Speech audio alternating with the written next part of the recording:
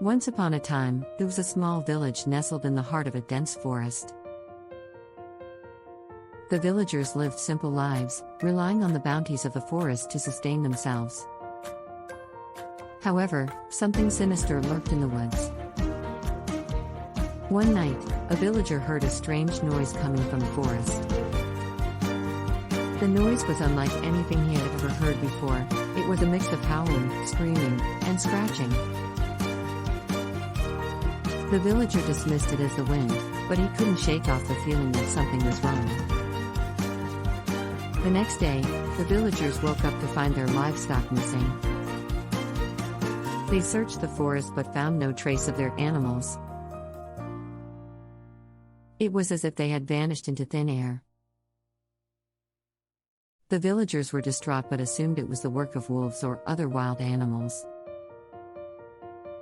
As the days passed, more and more animals went missing, and the villagers began to grow anxious.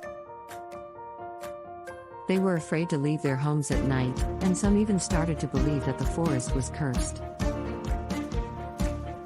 But it wasn't until a young girl disappeared that the villagers realized they were dealing with something far more sinister than wild animals. Desperate for answers, the villagers turned to an old wise woman who lived on the outskirts of the village. She told them a chilling tale of a group of witches who had been banished from the village many years ago. The witches had cursed the forest, vowing to seek revenge on the villagers who had wronged them. The villagers were terrified but knew they had to act fast. They banded together and armed themselves with whatever weapons they could find. As they entered the forest, they could feel an eerie presence watching them.